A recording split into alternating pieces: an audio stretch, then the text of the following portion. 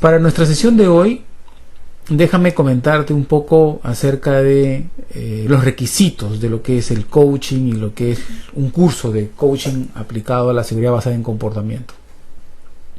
Son tres cositas muy pequeñas, muy simples, pero que es necesario precisarlas, ¿ya? El coaching requiere tres elementos. Uno es el compromiso del cliente en este caso, de a quien tú le vas a aplicar este proceso de seguridad basada en comportamiento. Él tiene que sentir que hay una confidencia, o sea, que lo que tú vas a trabajar con ellos es confidencial, y además uno debe ser consciente de que se trata de un proceso, no de una acción puntual. Vale la pena hacer esta precisión porque en realidad a veces uno quisiera obtener resultados inmediatos, pero en el tema de comportamiento no es así. Sin embargo, sí podemos tener la certeza de que trabajando sostenidamente el comportamiento se va a ir modificando y vas a ir viendo varios ejemplos de modificaciones inmediatas, pero que hay que sostenerlas. Necesariamente, siempre el tema de las reglas es una herramienta que desde ya ayuda a que el comportamiento de las personas se modifique. En este caso, quiero plantearte 4 preguntas para las cuales quisiera que tú tomes alguna postura, ¿no? La primera es ¿qué compromiso deseas asumir tú para sacarle el máximo provecho a este curso?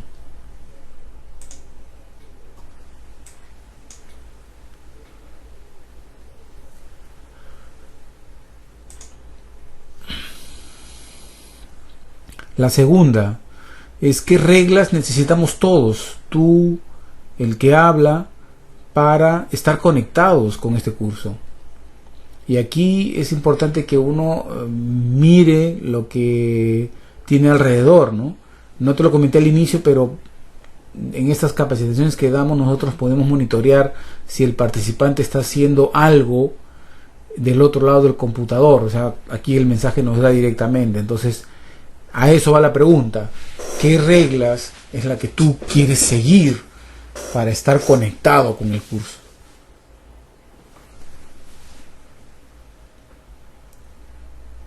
La tercera es ¿qué deseas hacer con las dudas que te vayan surgiendo?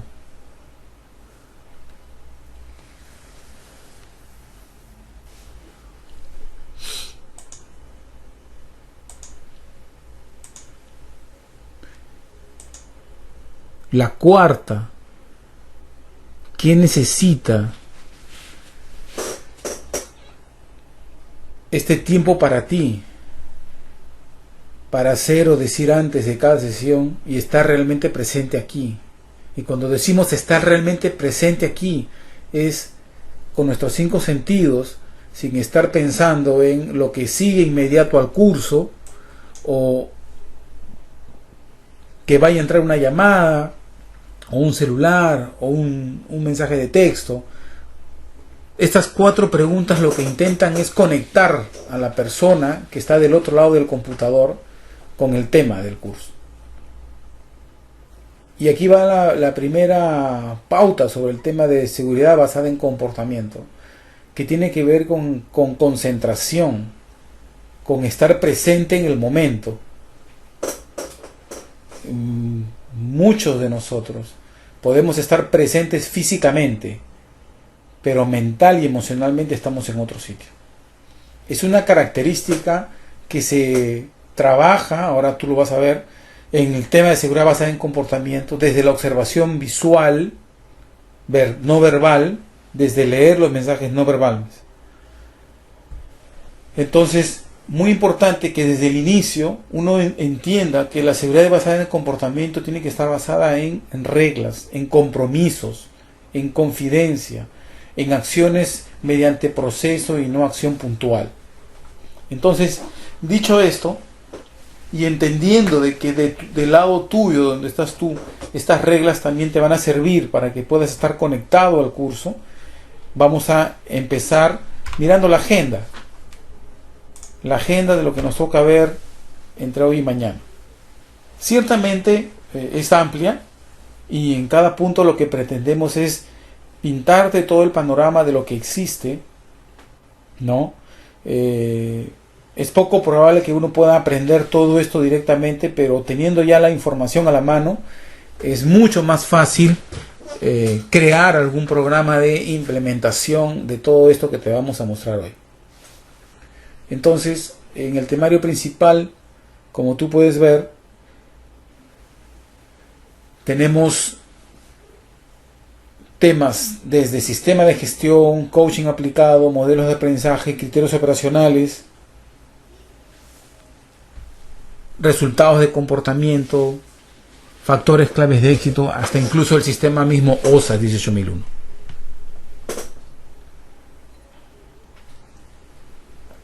Si hay algo aquí que tú quisieras, digamos, que se toque en cualquier momento, por favor lo escribes y avanzamos. Vamos. Entonces, quiero empezar compartiendo contigo algunos conceptos. Fíjate que a mí me han ayudado muchísimo a entender qué significa seguridad basada en comportamiento. En alguna oportunidad llegó a mis manos un manual de psicología de la seguridad de un psicólogo americano llamado Scott Geller. Y en uno de sus capítulos él decía: la seguridad es una constante lucha con la naturaleza humana. Eso me dejó pensando.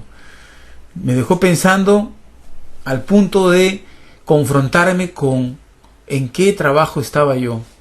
Y entonces tomé conciencia de que efectivamente la seguridad basada en las personas tiene que ver con una batalla permanente. Es una tarea que no acaba con los meses, con los años. Es una tarea de sin fin, porque el ser humano es complejo. Y entonces me topé también con otra frase, ¿no?, de Sócrates, que decía, así como está escrito allí: si continúas haciendo lo mismo, seguirás teniendo los mismos resultados. Y esto significa que cuando uno ve que las cosas no cambian, es hora de cambiar la estrategia. No inmediatamente. Ciertamente esto tiene que ver con el famoso PHBA. Y acá déjame hacerte una pregunta. ¿Cuál de estas dos frases, o alguna o ambas, conectan con tu experiencia y de qué forma? Quiero que te tomes 3 segundos para revisar esto, para ver qué nivel de conexión tienes con estas dos frases.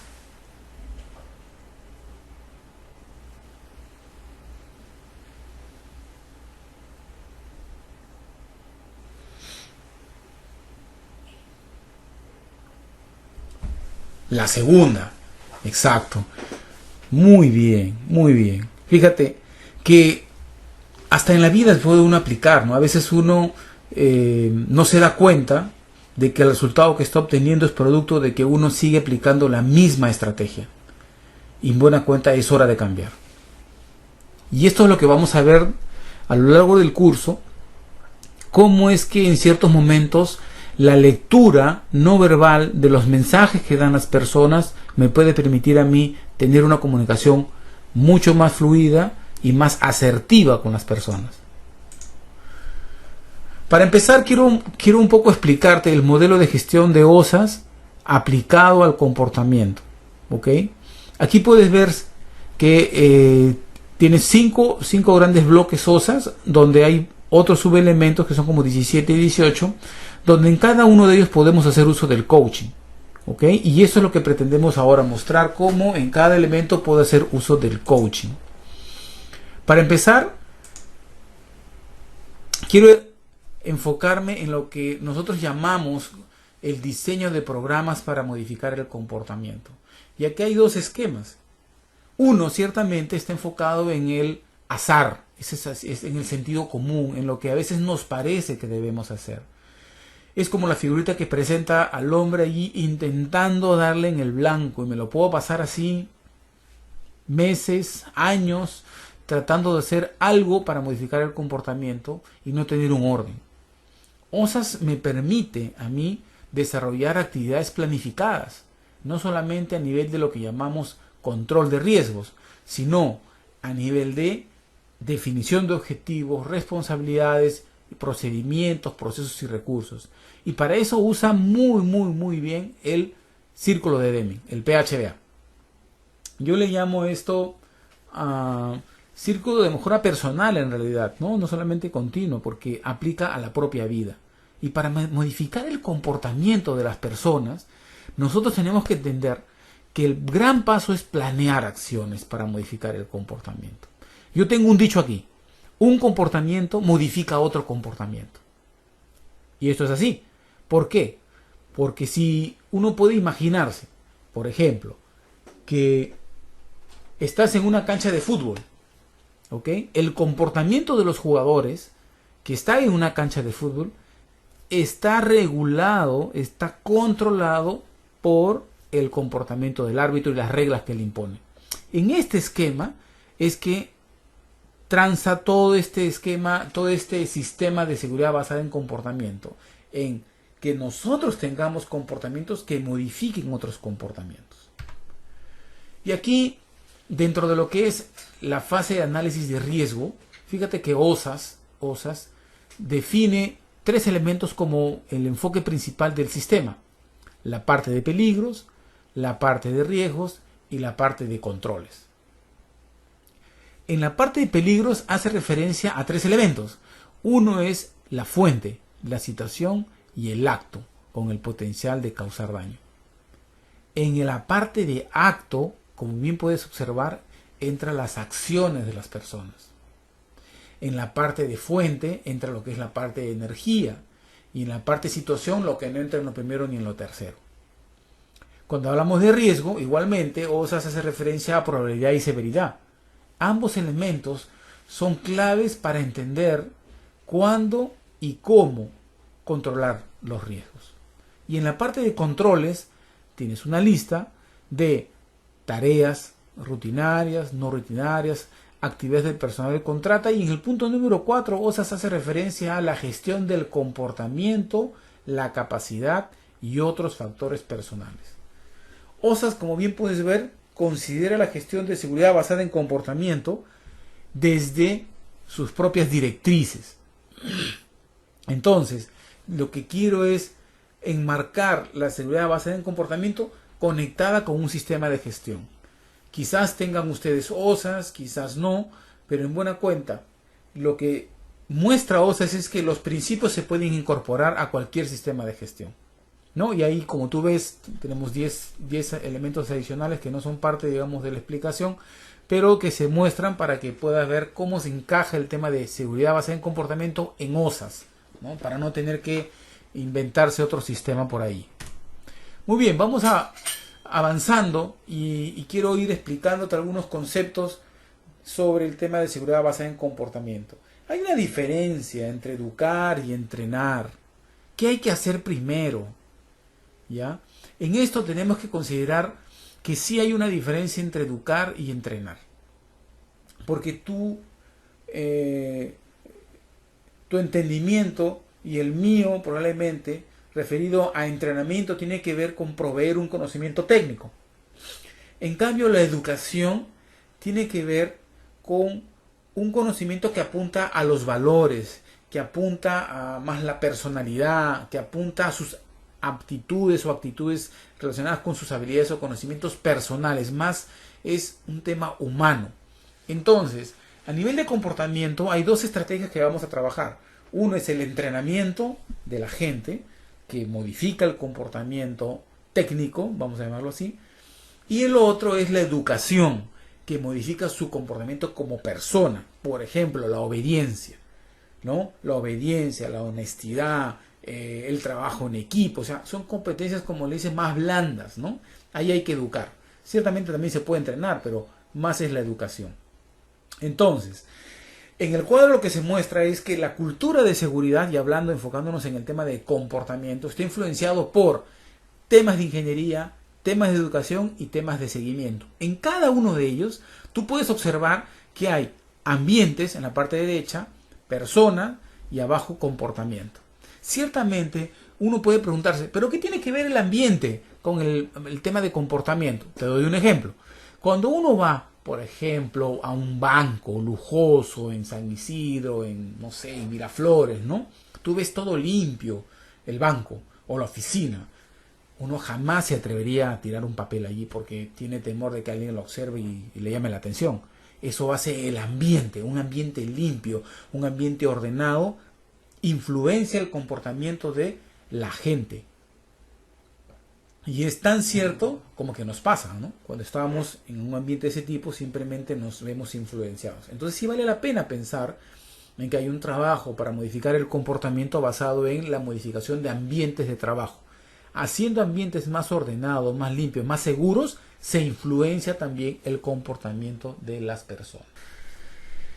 En la parte de comportamiento, tenemos que ver obediencia, coaching, reconocimiento, comunicación, seguimiento del desempeño, cuidado activo. Fíjese cómo estos tres elementos configuran lo que podríamos llamar los tres frentes de la seguridad basada en comportamiento. Entonces, en ese sentido, vamos a ir mirando cada una de ellas y quisiera que ustedes con su experiencia pudieran aportar con preguntas para enfocarlo más a su realidad.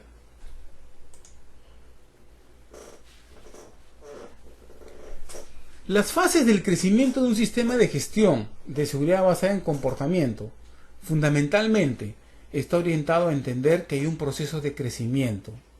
Es como entender cómo un bebé pasa de un paso a otro, de una fase a otra, ¿no? Y acá yo le llamo esto el GTCC, que hace un momento en la reunión más temprano lo comentábamos. El GTCC tiene que ver con entender el proceso de evolución de lo que es seguridad basada en comportamiento, de alguna estrategia de gestión, de cualquier herramienta que uno implemente. Está íntimamente relacionada con un principio lógico. Fíjate, si un bebé puede gatear 3, 4 o 5 meses, ¿ok? Tambalear también tiene su proceso, igual que caminar, igual que correr. Necesariamente, si uno no entiende que el proceso es así, lo que va a ocurrir es la desesperación por obtener un resultado al que no le corresponde su momento. Lo explico así. Un bebé que necesita gatear entre 3 y 5 meses, si tú lo haces tambalear, o sea, lo paras, lo vas a atrofiar, lo vas a dañar. Ocurre exactamente lo mismo con este proceso de modificación del comportamiento. Uno tiene que tener paciencia para esperar el gateo en la modificación del comportamiento, para esperar que tambaleen en el comportamiento, que caminen y luego que corran. No se puede hacer todo a la vez. Es un error, un craso error, pensar que el comportamiento de las personas se puede modificar en cuestión de meses. No es correcto pensar así. Esto es muy similar a lo que ocurre con los niños. No todos los niños caminan al año. Algunos demoran más, otros lo hacen a los 9 meses. Es exactamente lo mismo. Las personas sufren modificación en su conducta dependiendo de sus personalidades, dependiendo del espacio, del ambiente que los rodea. Y pasan por estas tres etapas, de ser dependientes como organización, independientes a interdependientes. Usted va a ir viendo cómo este proceso puede ir acelerándose, sí, ciertamente, dependiendo de cómo el liderazgo también trabaje con ellos. Y entonces, el impacto en las intervenciones que uno puede tener tiene diferentes etapas, fíjese. En la columna de la izquierda seguramente es conocido, tenemos como una relación entre lesiones y cuasi accidentes, ¿no? Y haciendo este símil en la parte derecha, uno puede ver lo que podría llamarse como el triángulo del comportamiento, ¿ok? Hay cosas que yo puedo observar y hay cosas que no, donde puedo usar el coaching, ¿no? Lo que puedo observar, ¿qué cosa es? Es el comportamiento, los cambios en el ambiente de trabajo y el impacto sobre la reducción de las lesiones. Lo que no puedo observar y puedo trabajar con el coaching es las percepciones, las creencias, las actitudes, las intenciones. Puedo trabajar el conocimiento a través de la educación, puedo trabajar la participación de los mismos. Son cosas intangibles, pero que puedo trabajarlos con el coaching. Ahora vamos a explicar con un poco de paciencia más adelante qué cosa es el coaching.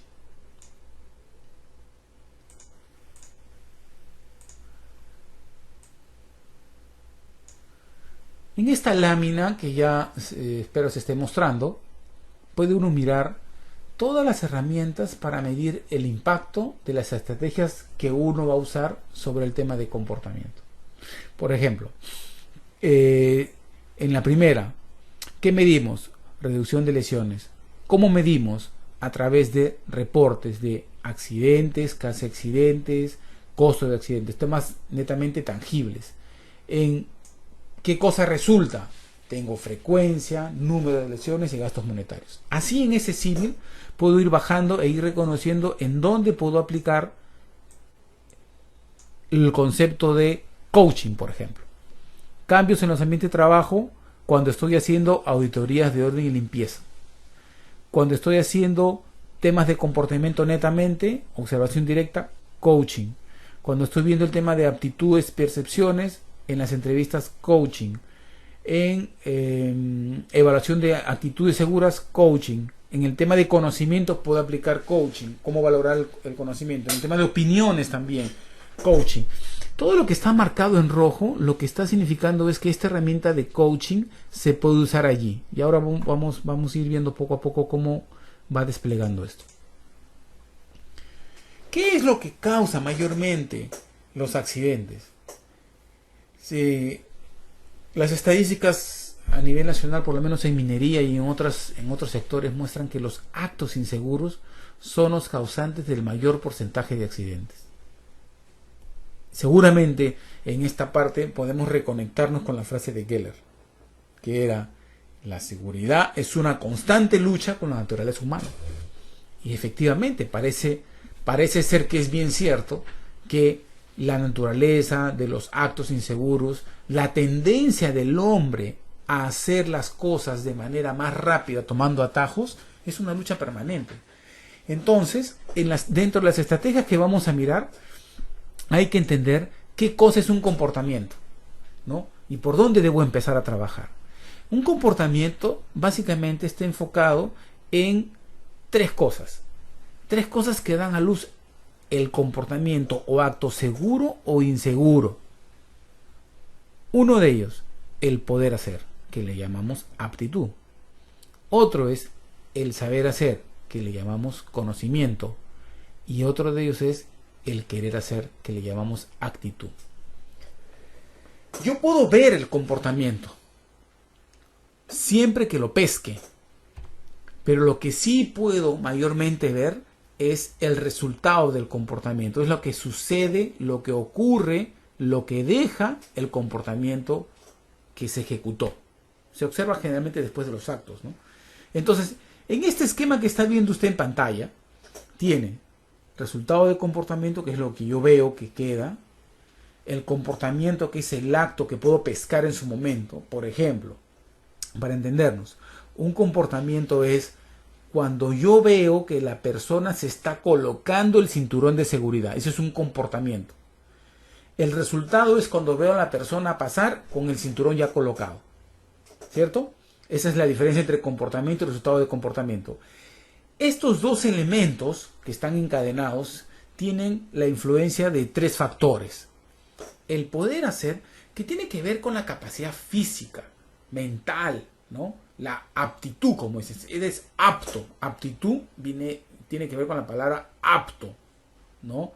Aprobado físicamente, no tiene ninguna excusa, no tiene algún tipo de malformación o lesión o disminución de alguna capacidad física o mental. ¿Qué tiene que ver esto con comportamiento? Te voy a contar un caso. En algunas operaciones mineras, ¿ok?, hay túneles muy bajitos, ¿no? ¿Por qué? Porque los trabajadores de la sierra son bajitos. Entonces, existen registrados accidentes de personas que han sufrido lesiones a nivel de la cabeza, de la parte superior, por la estatura, ¿cierto? O sea, someter a una persona alta a una labor baja implica incrementar el riesgo de accidente. Y eso tiene que ver con la aptitud, con el apto. Entonces, a nivel ergonómico, fundamentalmente, lo que se evalúa es la persona adecuada al puesto adecuado para garantizar que la aptitud está conforme. También aquí entra el factor psicológico, vamos a verlo más adelante, cómo las evaluaciones psicológicas pueden determinar si la persona es apta o no apta para el puesto. Chequeado esto, determinado esto, que la persona es apta para el puesto, uno puede verificar el tema de conocimiento. ¿Sabe hacer su trabajo? ¿Conoce los procedimientos para los cuales ha sido contratado? Es una responsabilidad darle a las personas esa garantía de que saben todo lo que tienen que hacer. Y eso tiene que ver con el entrenamiento. También tiene que ver con la educación. Lo más importante y lo más difícil con lo cual luchamos todos los hombres de seguridad es con la actitud, con el querer hacer. Pero allí entra el coaching. Usted lo va a ver. Cómo trabajar la actitud. Es poderoso y es hermoso también cómo uno puede ir desarrollando una relación con la gente. Entonces quiero que usted recuerde muy bien el cuadro que le presento. ¿Ya? El comportamiento, si no lo logro pescar, lo puedo ver en su resultado. Y este a su vez está influenciado por tres cosas. Siempre que yo quiera trabajar un comportamiento, tengo que pensar en los tres elementos. Voy a trabajar primero la aptitud. O sea, puede hacer lo que le estoy pidiendo que haga de manera segura. Es un chequeo importante. Por ahí hay que empezar. Sabe hacer.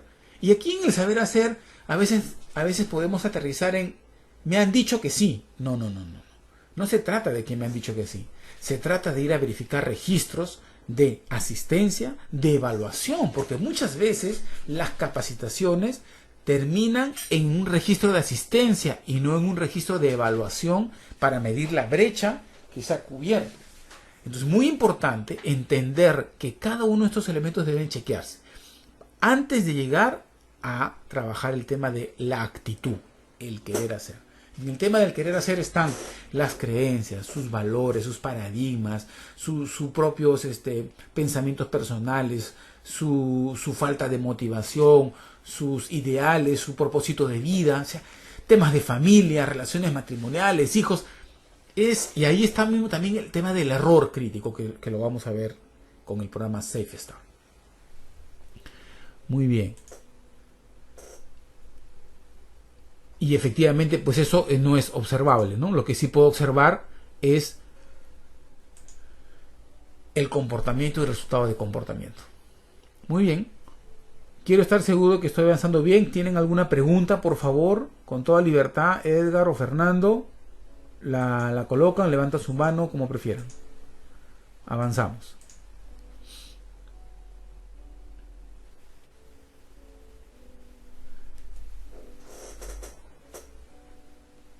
El entrenamiento y capacitación relacionado con el riesgo psicológico. Fíjate ese cuadro. Hablábamos hace un momento del tema de aptitud. Y tiene que ver con tres categorías. Esta estadística que le mostramos aquí tiene una base real. Es de una empresa que implementó un proceso de evaluaciones psicológicas para sus trabajadores, que al cabo de unos años, cuando yo dirigía el departamento de seguridad, hicimos un balance, ¿no?, de todos los que se habían accidentado. Decidimos hacer una evaluación de cuál era el perfil de estas personas que se habían accidentado. Y lo que resultó era que entre el 60 y 70% de estas personas estaban ubicadas en la categoría 2 y 3. La categoría 2 y 3 tiene que ver con que estas personas no eran aptas para el puesto o eran aptos parciales, o sea, cumplían parcialmente el perfil. Uno podría preguntarse, decir, pero ¿cómo siendo no aptos y aptos parciales estaban en la empresa? Hasta ese momento habíamos permitido que ingresaran, porque no entendíamos básicamente cuál era el impacto de esto. Pero cuando encontramos esta estadística muy real, nosotros nos dimos cuenta de que había que tomar una decisión, una acción, respecto a que no podíamos permitir el ingreso de gente con el nivel 3. ¿Y cuál es el significado de esto en relación con temas de seguridad? Es bien simple. Le voy a contar una experiencia. Durante las capacitaciones que tenía con estos trabajadores, yo cada 10 o 15 minutos le preguntaba a ellos, ¿qué entendiste? Por ejemplo. Y entonces ellos lo primero que hacían era levantar la mirada. No respondían. Nuevamente seguía explicando 10 o 15 minutos y volvía a preguntar a otra persona. Y nuevamente levantaban la mirada y no entendían y no respondían. Entonces, luego de terminar la capacitación, iba y verificaba el perfil psicológico, el cual era el número 2 o el número 3. Lo que significa, en términos prácticos, es lo siguiente. Una persona no apta o apta condicional es una persona solamente más lenta para aprender. Su nivel de comprensión lectora, que es una habilidad que se mide en el colegio, es bien baja. Tiene que ver así con, si usted le da una instrucción, por ejemplo, de 2 páginas, él lo va a leer, pero no lo va a entender. Porque cuando usted le pregunte, dime qué entendiste, él lo primero que va a hacer es levantar la mirada hacia el cielo buscando una respuesta que jamás va a encontrar. Entonces, eso nos indicó que estas personas necesitaban más horas y una metodología diferente para aprender. ¿Qué es metodología diferente para aprender? Metodología vivencial, ¿no? Al ser adultos, tener en el caso de la gente de la sierra, tienen un nivel, digamos, de educación mucho menor, de menor calidad. Ellos aprenden más por experiencia. Entonces modificamos los programas de capacitación haciéndolos más prácticos que teóricos. Sin embargo, también había que prestar mucha atención al cambio de trabajo, ¿no? En estas operaciones mineras, básicamente, las personas trabajan en diferentes lugares cada ciertas semanas, cambian turnos. Entonces, lo que había que entender era que al mover a estos trabajadores de un puesto a otro, había que tener cuidado con las nuevas órdenes, porque estas nuevas órdenes iban a tomarle tiempo en ser asimiladas. Esa era básicamente la conclusión de este análisis. Y ya actualmente sé con bastante certeza de que el grupo 3 no está siendo aceptado en esta organización, lo cual definitivamente impacta sobre los niveles de controles de riesgo, ¿no? Sería muy interesante que todas las empresas manejaran este tipo de control, porque así tendrían certeza de que la persona que están contratando cumple el perfil de expectativa de la dinámica del puesto. Muchas veces podemos contratar a una persona por la experiencia. Ok, perfecto. Pero si yo la cambio de puesto, simplemente estoy haciendo que se exponga más al riesgo. Eso es el significado de esto.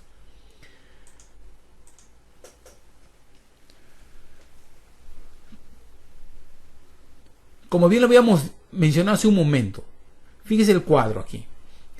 Para cada una de estas categorías definimos controles.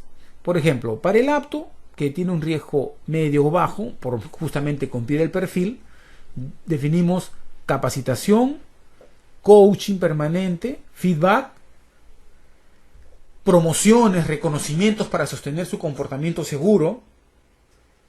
Para el apto condicional, que tiene un riesgo un poco mayor, alto medio, definimos un cuidado con la asignación del puesto de trabajo. O sea, cada vez que íbamos a asignar a un apto condicional a un puesto, había que evaluar el nivel de riesgo del puesto. También había que incrementar más horas que el apto, porque este señor es más lento para captar. Y todo lo demás de la misma manera.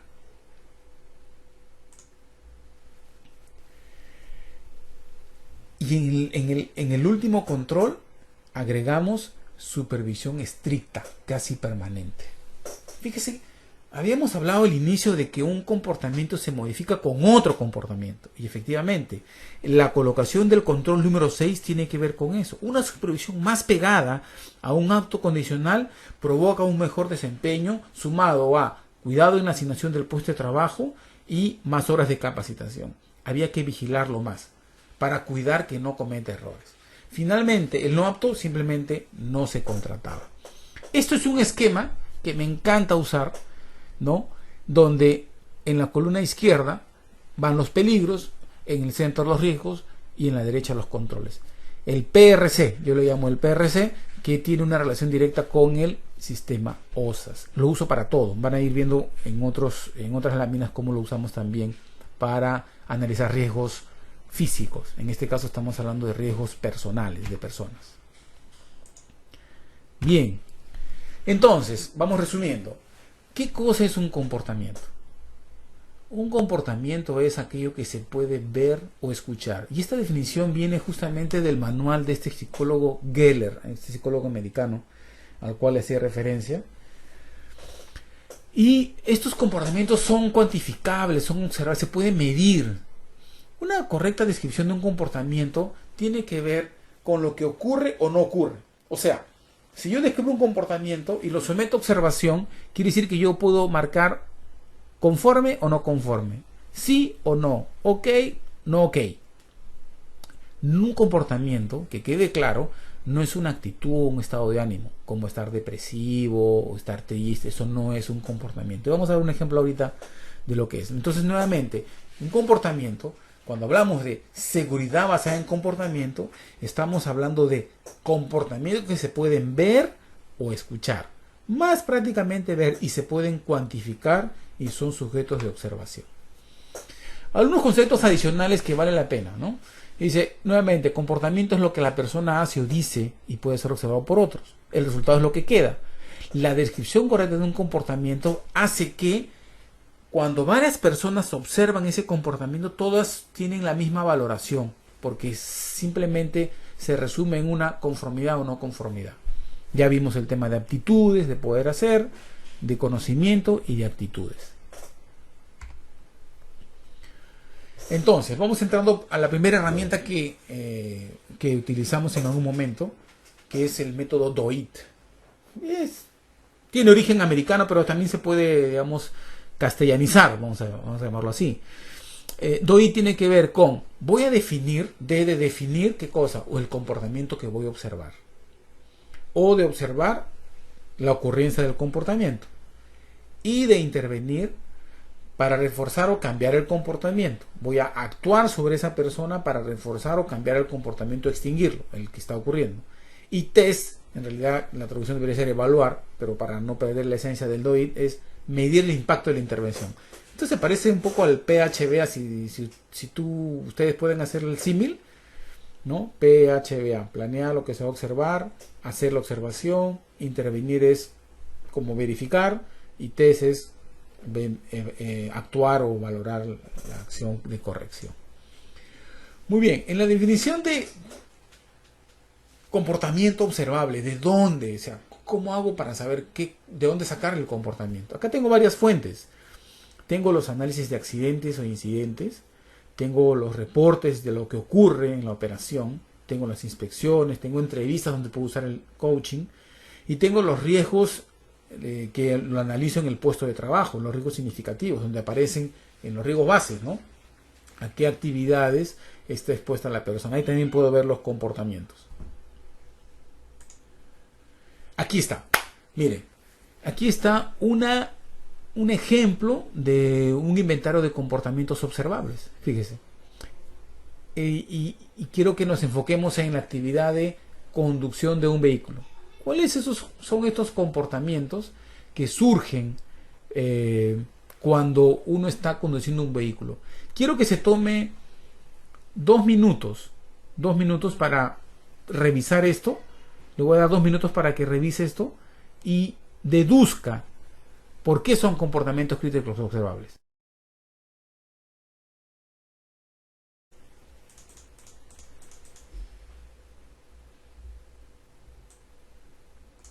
Bien, avancemos entonces. Fíjate. Puede observar que hay palabras que están en rojo, lo cual implica justamente que el comportamiento empieza con un verbo. Un verbo asociado a una situación y una descripción del momento. ¿Qué, cuándo o dónde? En el primero, por ejemplo, usa cinturón de seguridad durante la conducción de un vehículo. Es la actividad que estamos evaluando. El de abajo dice, activa la luz direccional. Fíjate, 30 metros antes de doblar. Uno podría, voy a hacer un ejercicio aquí, para ver si yo podría tachar esto, fíjese. Podría tachar esto, así, ¿no? Y quedarme con este comportamiento. Activa la luz direccional. este comportamiento descrito está flojo porque no sabría yo cómo valorar si activó correctamente o no la luz direccional si es que no coloco 30 metros antes. Igual, se detiene en las señales de pare, ¿ok? También podría ser el mismo ejercicio, ¿no? Es decir, no pongo 8 segundos, solo digo, se detiene en las señales de pare, pero no sabría cuánto contar. Entonces, es muy importante que entendamos que los comportamientos observables se describen de manera completa indicando lugar y tiempo. Acción, lugar y tiempo. Miramos la siguiente, que dice, conduce a no más de 60 km por hora, misma característica. Cede el paso a los vehículos a su derecha. Adelanta a otros vehículos, fíjate aquí, en las líneas discontinuas. O sea, hay una restricción. Cede el paso a los peatones y cruza las vías solo en luz verde. ¿Cómo uno sabe si un comportamiento está bien descrito? Porque cuando somete este comportamiento observable a varios observadores, todos dan la misma valoración. Ahí uno se da cuenta de que el comportamiento ha sido bien descrito. Y hagan la prueba. Usted va a recibir material, puede usar esta misma lista, ¿no? Y va a ver de que la valoración va a ser exactamente la misma. Le doy otro ejemplo. Y siempre lo pregunto así, le digo a los participantes de la capacitación, ¿qué clase de chica te gusta a ti? Entonces unos dicen, a mí me gustan altas, flacas, a mí me gustan más o menos gorditas, siempre responden así. Entonces le digo, bueno, les pongo a, no sé, a Gisela Barcarce, le digo. Y entonces ellos comienzan a hacer su valoración y unos dicen sí, que es delgada, otros dicen que es gorda. Eso ocurre cuando no estoy usando comportamientos críticos observables bien descritos. Pero en cambio si digo, mira, a partir de ahora delgada va a ser 90, 60 o 90 y mayor que eso no, ya es gorda. Entonces todito el mundo inmediatamente, sabiendo las medidas de Gisela, hacen la valoración y la califican con un mismo puntaje. Igual es aquí. Cuando los comportamientos están correctamente descritos, la valoración de varios observadores viene a ser exactamente la misma. Ese es un buen punto a considerar cuando desarrollen comportamientos críticos observables. Aquí le mostramos cómo se puede observar un comportamiento de varias personas, ¿no? Arriba se pone el cargo observado y el comportamiento. Por ejemplo, ¿no? Puedo observar a los choferes, aquí arriba. Aquí arriba puedo poner a los choferes, ¿no? El cargo que estoy observando son los choferes. El comportamiento observado es uso de cinturón de seguridad, del copiloto, de él mismo, ¿no? Tipo de trabajadores y el observador. Son de empresas, son de compañías, de dónde son. Y pongo los nombres de las personas que voy observando aquí. Y luego voy marcando aquí. Efectivamente, cuando ocurre el comportamiento seguro que usan el cinturón de seguridad, marco bien. Cuando no ocurre, lo marco aquí. Y después tengo también un registro de los factores de comportamiento que tienen que ver, si es que me doy cuenta en la valoración, puede ser que yo diga, tiene que ver con el poder, con el saber o con el querer. Si considero necesario, durante la observación puedo aplicar una intervención, que es felicitar, conversar, hacer un control de la tarea, entrenar, evaluar por el médico o que vaya y converse conmigo directamente, una conversación de coaching. Esta es una forma de medir. Recuerden que el comportamiento tiene que ser medible, ¿cierto? Y yo tengo que poder observarlo y medirlo. Entonces, esta ficha está diseñada para que yo pueda observar varias personas con un tipo de comportamiento, si seguro o no seguro, ver cuál es el factor implicado y qué intervención le puedo dar. Con esto, con una serie de conformidades y no conformidades, yo obtengo acá un porcentaje, una cantidad aquí y un porcentaje de comportamientos seguros. Generalmente debemos medir el comportamiento en un porcentaje positivo, o sea, de conformidad, de seguridad, no de inseguridad, ¿no? Tenemos que tender a ser positivos. Esta es una ficha bien interesante que me permite medir, como habíamos dicho, un comportamiento en varias personas, porque a veces nos vamos a topar con que realmente hay un comportamiento común en muchos trabajadores, ¿ok? Otras veces podemos toparnos con, en la siguiente ficha vamos a mirar, aquí está, vamos a borrar aquí, listo. Esta ficha tiene que ver con que yo observo a una persona y voy a ver varios comportamientos que voy observando en ella, ¿no? Es muy similar, pero en este caso yo observo varios comportamientos en una misma persona. Igual obtengo un porcentaje aquí de comportamientos, acaban los comportamientos y aquí está la persona, el cargo y el procedimiento que tiene que ver con los comportamientos que voy a observar aquí.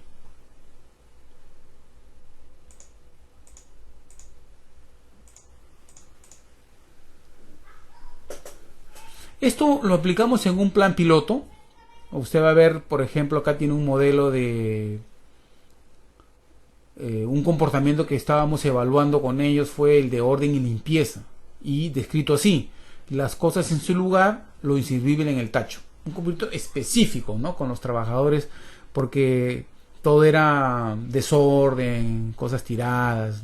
Entonces decidimos poner acá el nombre del supervisor, ¿no?, el comportamiento observado que se iba a observar en ellos, que era el tema de las cosas en su lugar y lo inservible en el tacho, y una serie de alternativas aquí del 1 al 20, donde íbamos a ir marcando la respuesta a la observación dependiendo de a qué trabajador cogíamos, ¿no? Y luego el cálculo, que es bien simple aquí, simplemente una suma de comportamientos seguros e inseguros divididos con el número de comportamientos seguros. Y acá está el programa. Fíjese cómo traje el programa. Vamos directamente al programa. Se definió lo que se quería lograr, ¿no? ¿Qué cosa era? Era definir el comportamiento que se quiere modificar, lo que habíamos visto. Definamos qué comportamiento, en este caso era el de orden y limpieza. Después había que hacer una acción para lograr, o sea, la intervención era la acción sobre el comportamiento. Inmediatamente evaluar el nivel de logro, o sea, el impacto de la intervención, y finalmente cambiar lo que se hace hasta lograr el estado deseado, o sea, modificarlo hasta que logremos el comportamiento. Y fíjese la curva, ¿no? Esto fue en cuestión de semanas, ¿no? Empezamos con un nivel de 10 a 15%, y dramáticamente en 3 días subió, 3 a 4 días subió al 60% y luego llegamos al 80%, ¿no? Luego la curva empezó a subir y bajar, pero lo que nos dimos cuenta era que efectivamente había un impacto inmediato. El resto de actividades que debíamos continuar sosteniendo tenía que ver con premiaciones, por ejemplo, el reconocimiento al buen desempeño, ¿no? Ahí está el supervisor de la mina en este caso, premiando a un trabajador. Están compartiendo un lonche. Era un momento sumamente agradable, ¿no?, de ver los resultados. Ahí presentábamos resultados, ¿no?, de cómo habían avanzado. También presentábamos las fotos, por ejemplo. Este lo recuerdo muy bien porque aquí esto es un buzón que necesita un tapón, y llegamos a conversar con el trabajadora y preguntarle: ¿por qué no pusiste el tapón? Bueno, sí, comenzó a dar unas excusas. ¿En cuánto tiempo lo pones? Vamos a ver, unos 15 a 20 minutos. Ponlo entonces. Pues. Y efectivamente, no le tomó más de 20 minutos poner el tapón. Y producto de eso, en la reunión, se le mostraba lo que él había hecho, ¿no? La sensación del reconocimiento del logro era un efecto que lo influenciaba positivamente, en el sentido de sí lo puedes hacer. Esta técnica de usar el antes y después les permite a ellos visualizar su logro tangible, no solamente a través de palabras, sino que él puede ver y decir: sí, lo hice yo. 2, hay gente que lo está reconociendo, que está bien. Mi supervisor me ha reconocido también, ¿no? Y efectivamente hay una mayor seguridad en el trabajo que estamos haciendo. finalmente se daban cuenta de que no era nada del otro mundo, ¿no? No era nada complicado. Estas listas de verificación que acabamos de mostrar pueden ser de diferentes tipos, pueden tener diferentes, enfocar diferentes actividades. Uno puede tomar los procedimientos de trabajo y extraer de ahí los comportamientos, empezar a medirlos y trasladarlos a bases de datos que uno puede trabajar con tablas dinámicas si es que uno no tiene un software. Ya cuando esto empieza a crecer, sí es necesario un software. En mi experiencia he desarrollado 3 veces software y la verdad que te alivia muchísimo tener herramientas como estas, porque ya no tienes que estar repitiendo trabajos manuales. Lo que muestra esta gráfica es el comportamiento en 2 años de la curva del comportamiento propiamente, el nivel de seguridad de cumplimiento de procedimientos, de comportamientos seguros. Fíjense cómo empezamos cerca del 60%, luego sube un poquito más casi al 70%, ¿no? Y por aquí al final está casi en el 80%, ¿no? Entonces, lo que decíamos al inicio del GTCC, ¿no? Del gatear, el tambalear, el caminar y correr, se puede ver en la curva, ¿no? Y fíjense que son 2 años. Ahora, lo que acelera mucho esto es el liderazgo de la organización. Mientras más firme es el liderazgo en una empresa, esto es mucho más rápido.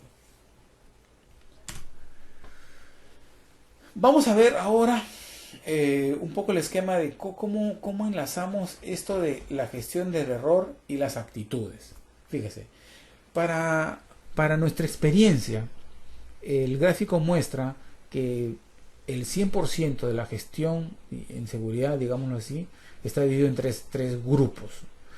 El primer grupo es la gestión del conocimiento, el entrenamiento, lo que la gente tiene que saber hacer.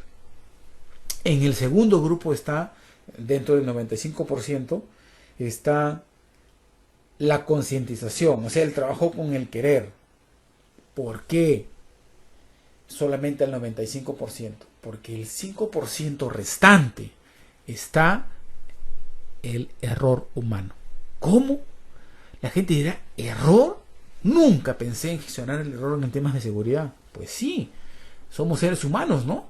Estamos sujetos a equivocarnos.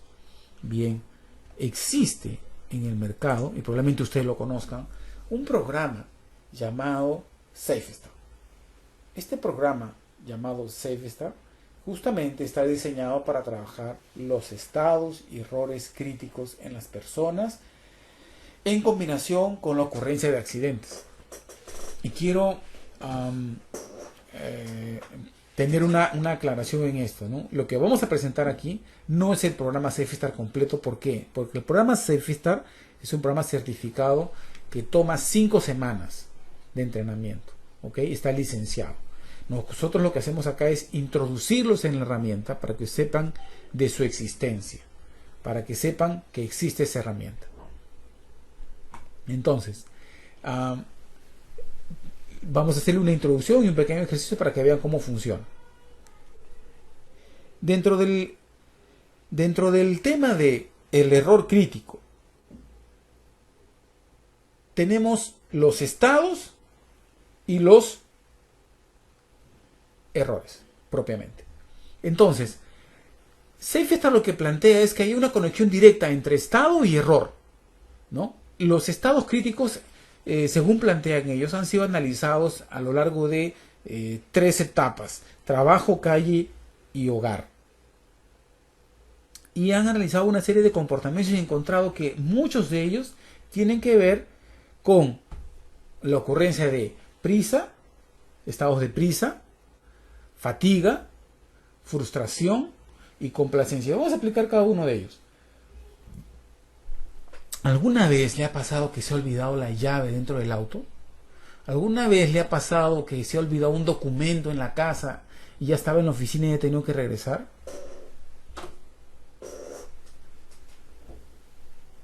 Si le ha pasado, eso es la prisa. Ellos explican que la prisa es un elemento, es un elemento que le hace a uno saltar el paso seguro. Uno está pensando en lo que viene después de lo inmediato. A ver, me explico. Por ejemplo, una persona que está conduciendo y está apresurada por llegar al trabajo, porque va a llegar tarde. ¿En qué está pensando? Está pensando en llegar al trabajo. No está pensando en el semáforo, no está pensando en el carro que está delante, no está pensando en la velocidad. Entonces lo que hace la prisa es trasladarte a lo más importante en lugar de pensar en los controles de riesgos primarios. Si uno, por ejemplo, está caminando rápido, está mirando el reloj, ¿ok? Puede tropezarse con un hueco y caerse. ¿En qué está pensando? En llegar rápido, no está pensando en caminar. Eso es prisa. Fatiga. Tiene una conexión similar. Estoy pensando en que estoy cansado y que quiero llegar a casa y no pienso más. Frustración, mi mente está en un problema. Complacencia, estoy acostumbrado a hacerlo lo mismo. Hacer lo mismo siempre. Por ejemplo, estoy caminando por una escalera y tengo la costumbre de siempre bajar leyendo el celular. Se han dado cuenta que hay muchas personas que ahora conducen con el celular en mano, chateando. Si ustedes prestan un poco de atención, va a haber bastantes personas que mientras el vehículo está avanzando están chateando. Eso es complacencia. Ya se están acostumbrando a trabajar así, a trabajar, a conducir, a caminar, a hacer cualquier actividad. Entonces, esos 5 estados críticos están presentes durante la ocurrencia de un accidente, pero en la medida que van a provocar un error crítico. O 4 juntos. ¿Cuáles son los errores? Ojos no en la tarea, mente no en la tarea, entrar o permanecer en la línea de fuego, perder el equilibrio, tracción o agarre. ¿Cómo se explica eso? Cuando la persona está apurada, no tiene los ojos en la tarea de riesgo, ni su mente en la tarea de riesgo. Ejemplo, la persona está conduciendo rápido al trabajo. ¿En qué está pensando? En llegar rápido al trabajo. O sea, no tiene la mente en la tarea de conducir. Y los ojos probablemente los tiene mirando el reloj, mirando hacia adelante y no mira hacia arriba el semáforo, errores clásicos, y eso puede hacer que él entre en la línea de fuego. Ahorita vamos a mostrar la figura de qué cosa es la línea de fuego, fíjense. Aquí está. En realidad esto es parte de un taller que ustedes van a tener para poder practicar y tener una mejor experiencia de la herramienta. Pero fíjese por ejemplo aquí en esta persona, la primera persona. Voy a tomar el lápiz, pluma. Aquí está la flecha. Aquí, ¿a dónde está mirando la persona? Hacia su derecha.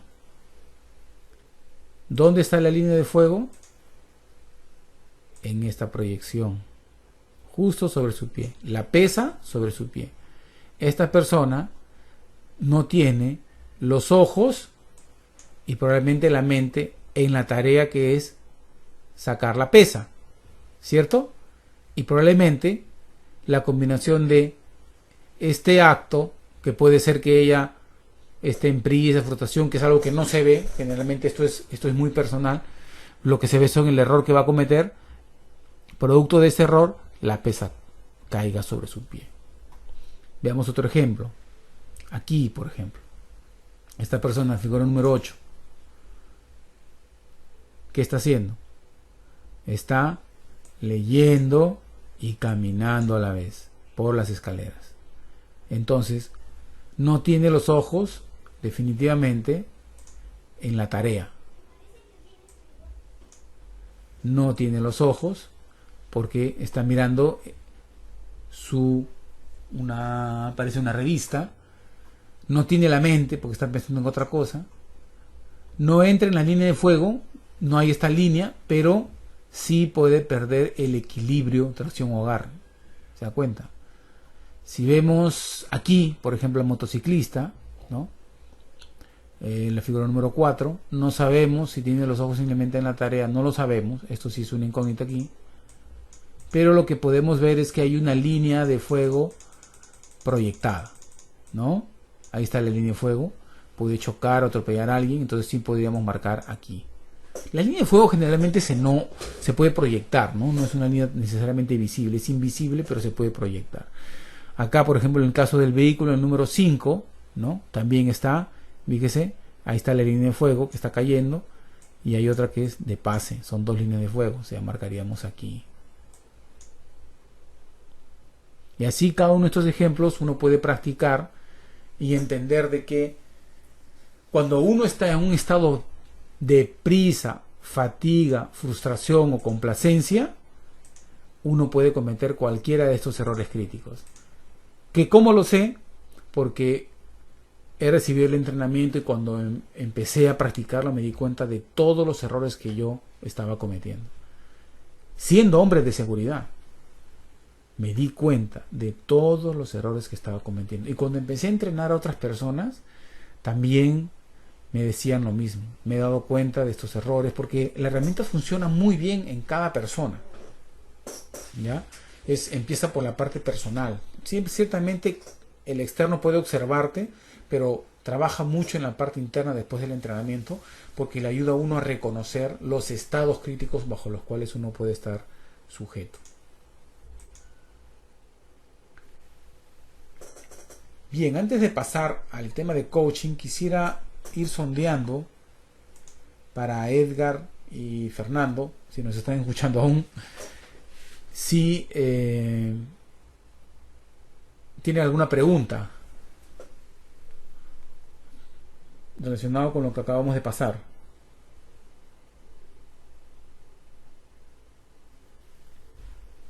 ¿Nada?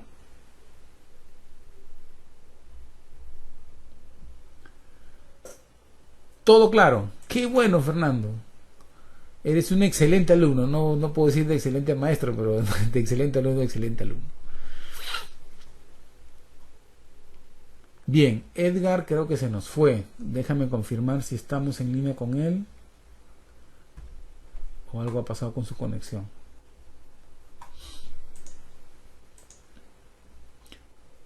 Bien, vamos a entrar entonces en el tema de coaching. El coaching en realidad pues es un proceso creativo donde estimulamos mucho la creatividad de la gente, ¿no? Y permite maximizar el potencial de las personas. El coaching se aplica no solamente a la seguridad, se aplica al desarrollo profesional, personal, a parte familiar, a parte de los niños, a la parte pedagógica, el entrenamiento, ¿no? Se trata siempre de una relación, ¿no? que tiene que incluir necesariamente un acuerdo comercial. Comercial significa de que hay una necesidad de cumplir con algo. Es muy particular el tema coaching, porque si no hay esta relación se pierde todo interés. Entonces, si hay una relación de obligación mutua, tiene mucha fuerza, mucho poder. Y como habíamos dicho al principio, tiene tres compromisos, tres requisitos.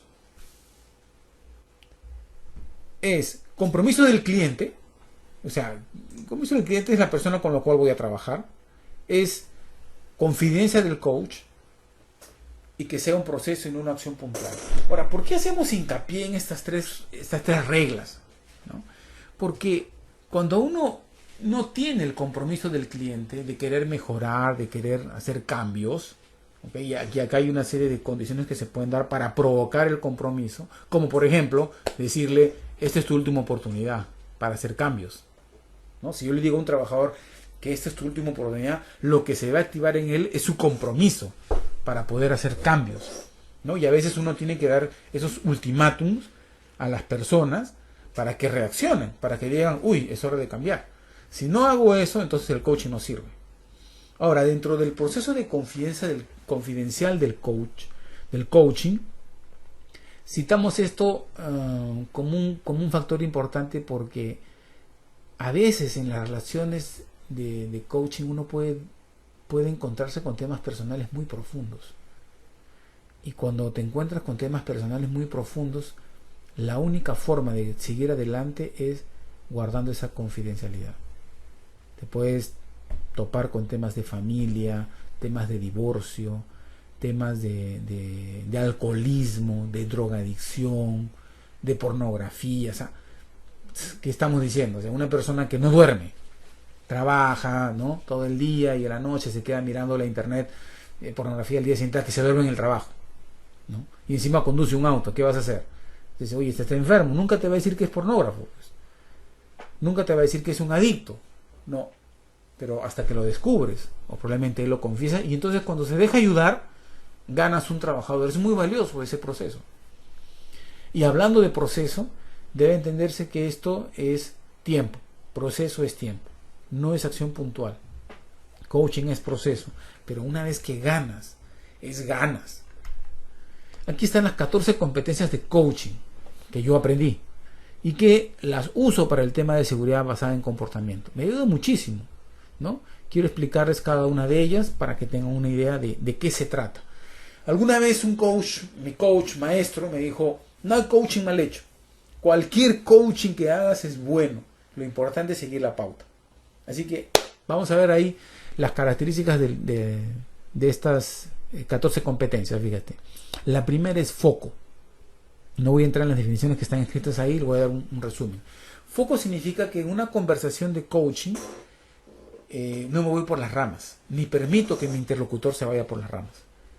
Foco significa que siempre estoy enfocado en algo. Algo importante, algo necesario. Agenda. Para efectos del coaching personal, la agenda la establece el cliente. Me toca a mí descubrir con mi interlocutor, con la persona con la cual estoy trabajando seguridad basada en comportamiento, cuál es la agenda de él, qué tema trae él para ayudarlo a salir de eso. De repente trae un tema financiero, ¿no? Anda molesto, anda enojado, no se junta con el equipo, tiene un problema financiero, no lo sé. Pero la agenda la trae él. Pero también la puedo poner yo dependiendo de que si él no tiene ninguna agenda, entonces yo puedo poner la agenda de trabajo con él. Después viene el tema de acciones específicas, claras, específicas, donde no le digo yo a él lo que él tiene que hacer, sino que le ayudo a descubrir lo que él tiene que hacer. Porque en coaching consideramos que el trabajador es recursivo, que él tiene experiencia, que es una persona madura, adulta y puede salir adelante. El algo del coaching tiene que ver con el tiempo. O sea, cuando yo hago coaching no puedo pasar 2 horas haciendo coaching. De entre 15, 20, 30, lo máximo es 1 hora. Pero tengo que ser muy puntual. Entrar, avanzar con la sesión, que cuando hablamos de sesión son conversaciones 1 a 1, y manejo el tiempo en el sentido de que me enfoco en la agenda para sacar acciones claras. O sea, tengo muy presente que no me puedo diluir haciendo una conversación personal del coaching. Intimidad y confianza, que habíamos hablado hace un momento en el tema de confidencia, ¿no? La relación de intimidad y confianza se establece con palabras de respeto. Por ejemplo, si estoy conversando con un trabajador sobre un acto inseguro, hay 2 formas, ¿no?, que uno puede conocer. Dice, oye, ¿cómo es posible que hagas eso? La otra es, quiero hablar contigo, por favor, ¿puedes venir a mi oficina? Te espero a las 3. Muy tranquilo. Llega, hola, ¿cómo estás? Siéntate, quiero conversar. Me salgo de mi escritorio y me siento frente a frente con él. Le invito una taza de café y comienzo la conversación diciendo, por favor, quisiera que me cuentes cómo ocurrieron los hechos, cuál ha sido tu nivel de entrenamiento, cómo ha sido lo que has vivido. Entonces, ese proceso de desarrollar la intimidad y la confianza tiene que ver con el tiempo, con el ambiente que uno genera. También está la otra competencia que está en azul, está en amarillo, el aprecio incondicional del cliente. Él tiene que sentir que yo estoy creyendo en él. Yo veo su potencial. ¿No sabes lo poderoso que es esto? Cuando uno realmente cree en las personas, ellas son capaces de levantarse. Tú tienes que creer en ellos. Yo sé que es difícil. Es difícil creer en alguien que uno no conoce. Pero no hablamos de los nombres, hablamos del ser humano. El ser humano, una creación maravillosa de Dios, completa. Yo tengo que creer que sí puede, que es recursivo, que tiene capacidad, que tiene potencial, y yo estoy ahí para eso, para apoyarlo. Eso es el aprecio incondicional. Él no hizo nada para merecer mi aprecio. Él por lo que es, simplemente yo lo apoyo. Y durante el proceso, mientras voy conversando, me puedo dar cuenta de ciertas cosas de valor en él. Y le hago reconocimiento. Eso lo levanta muchísimo. Por ejemplo, estamos conversando la última vez con un ingeniero de la mina, recuerdo, sí. Y mientras estábamos hablando, le decía yo, tú eres un tipo predecible. Entonces se quedó pensando. Digo, sí, porque tú, cuando quieres decir algo, empiezas con la palabra, por ejemplo, me retracto, o me permites decir algo. Entonces él se dio cuenta de que era un tipo predecible, pero es bueno, le digo, porque así tu comunicación fluye. Entonces, y él levantó, parece que nunca le habían dicho eso, se sintió diferente, vio una actitud distinta en él. Eso también tiene que ver con la espontaneidad, con ser flexible y no tan rígido, ¿no? Que sea una conversación que fluye, no un interrogatorio, porque hablando de coaching hablamos de preguntas poderosas, una conversación que fluye en medio de preguntas abiertas. La competencia número 5 en la franja amarilla dice, escucha lo que no dice, lo que dice y no dice. Generalmente las personas presentan una interacción verbal y gestual. El coach lee lo que la persona no dice. Lee, por ejemplo, cuando te preguntan por un postre. ¿Qué tal? ¿Te gustó el postre tal? Y dice, sí, estuvo rico. Dice, en su texto, en su tono de voz se nota algo que no está diciendo en sus propias palabras. Eso es leer lo que no se dice. Es más, los gestos también dicen muchas cosas. Durante las sesiones de coaching también se pueden ver el tema de las preguntas poderosas, ¿no? Preguntas abiertas que ayudan a descubrir, preguntas curiosas, preguntas que a veces uno podría decir hasta son preguntas tontas. Por ejemplo, ¿cuál es tu trabajo? Yo trabajo en la organización y él me pregunta ¿cuál es mi trabajo? Sí, quiero saber cuál es tu trabajo. Quiero que tú me digas cuál es tu trabajo. La comunicación abierta y directa, cuando hay un impacto positivo, hay una asertividad en las cosas que se dicen, puede provocar ciertos movimientos serios en las personalidades de las personas, porque como el caso que contaba hace un momento, tú eres una persona predecible, decía este amigo, y a él nunca le habían dicho eso. Eso le permitió a él reconocerse y decir, oye, ¿cómo va a ser tan predecible? Tiene que ver también con decir verdades, uno se arriesga a decir las cosas. En el punto número 9, no da consejos.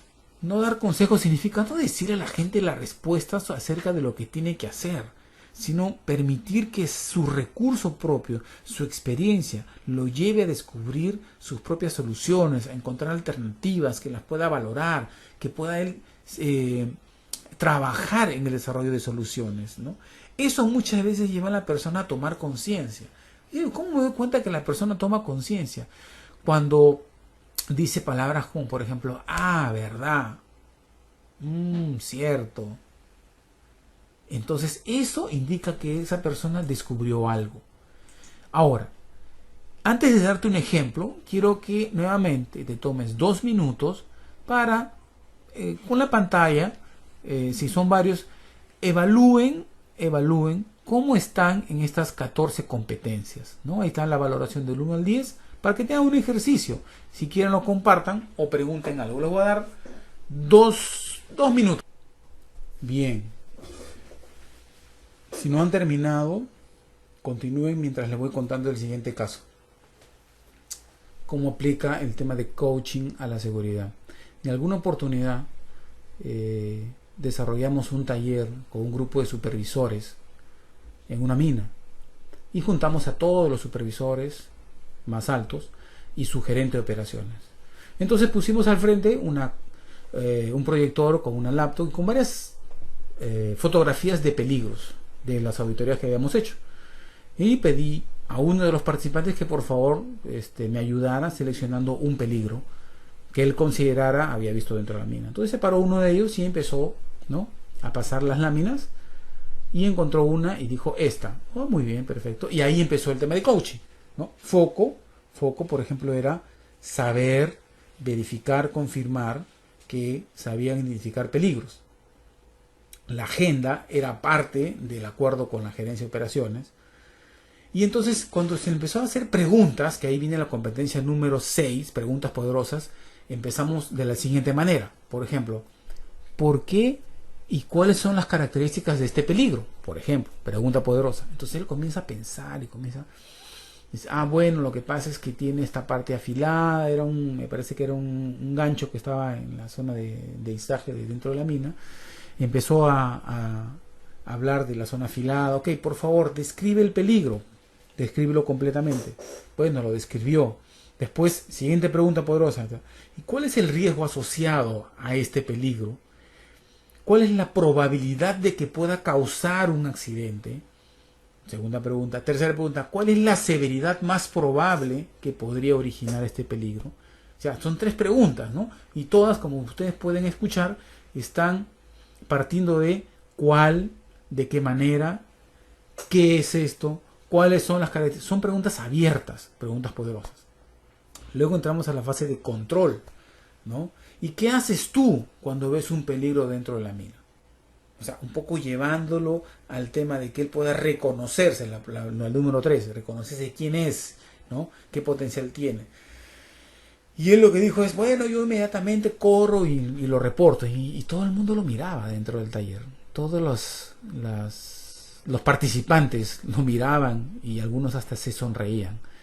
Luego de que terminamos la sesión con él, le pedí a los participantes que le hicieran un pequeño feedback. Le dijeran una verdad, que eso es la competencia número 8, donde la gente tenía que arriesgarse a decirle una verdad. Y efectivamente, varios de ellos le dijeron, mira, la verdad que no creo que tú hagas lo que estás diciendo que haces. Entonces él se quedaba sorprendido. Y por ahí alguien fue más duro, le dijo, me estás tonteando, le dijo, tú jamás haces lo que dices. Y entonces eso le permitió a él ubicarse y a todo el resto que asistió al taller también reconocerse en realidad que no estaban cumpliendo con su rol de seguridad. Es una muestra de cómo el coaching aplica a estos talleres de seguridad. Y aquí, en la siguiente lámina, quiero ir redondeando la idea para nuestra primera sesión de qué cosa es un safety coach, cómo trabaja el safety coach, el comportamiento, la seguridad basada en comportamiento, ¿no? Y hemos escogido estas como especie de acróstico que tiene que ver con coach, cuide, observe, analice, comunique y ayude.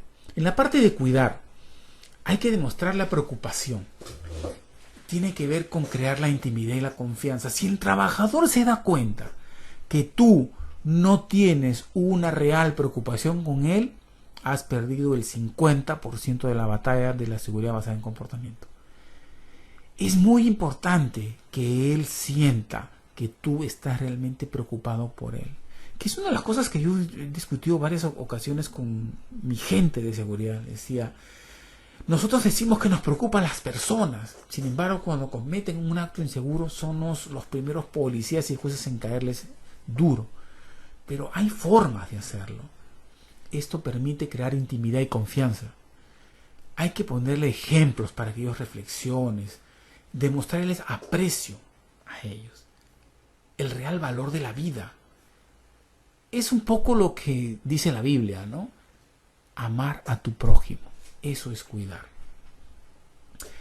En la parte de observe, toca lo que hemos visto anteriormente, definir los comportamientos observables, definir el foco, en qué me voy a concentrar, qué cosa voy a registrar, qué cosa voy a escuchar o ver. Necesito planear eso. No es ir a mirar lo que resulte. No, tengo que ir a ver algo que ya he planificado. En la A, analice. Necesito identificar contingencias potenciales y existentes. Allí puedo hacer preguntas abiertas y profundas. ¿Qué es lo que motiva que tú hagas esto de esta forma? ¿Qué recursos más necesitas? ¿Qué está sobrando aquí? ¿Qué es lo que te falta? ¿De qué manera podemos hacer más seguro tu trabajo? Es la parte del análisis del comportamiento, donde yo investigo con el coaching por qué está ocurriendo este comportamiento en la parte del poder hacer, saber hacer y querer hacer. Comunique. Alguien me dijo una vez que por algo tenemos 2 orejas y una boca. Entonces tenemos que escuchar atentamente y comunicar también abiertamente. Conversar con las personas utilizando el coaching implica que yo use mi intuición, observándolo en cuanto a lo que no dice, pero sí dice en su tono de voz y en sus gestos faciales, en sus posturas. Esta comunicación es muy intuitiva, pero está basada en una conexión entre las personas, en una conexión basada en una preocupación real. Esto es muy importante. Fíjese que el cuidar y el comunicar tienen una relación directa. Si la persona no percibe de usted un real interés, y acá quiero precisar esto, ¿qué es real interés? El interés nace desde mi corazón. Qué difícil, ¿no? Pero no se puede hacer seguridad basada en el comportamiento si no hay una preocupación real por la vida de la gente, por su bienestar. Porque si no va a sonar simplemente a un interés por cumplir la obligación, por cumplir la función. No, eso va más allá. Y finalmente ayude, coach, ayude, haga reconocimiento de las mejoras que las personas están haciendo. Anime a las personas que están haciéndolo bien. Es muy poco frecuente encontrar personas que no avanzan. Pero si la encuentra, es mejor mandarlas a su casa. Porque yo siempre lo digo, prefiero tener una persona que venda pan que una persona que se muera en el trabajo. Y allí es muy importante no ahondar en los consejos, porque lo importante es mover a las personas a que hagan sus propios descubrimientos, a que ellos descubran sus propios controles, sus propias necesidades. Y en ese sentido hay que tener mucha paciencia y nuevamente recordar que el tema de coaching o el proceso de coaching es un proceso, no es una acción puntual.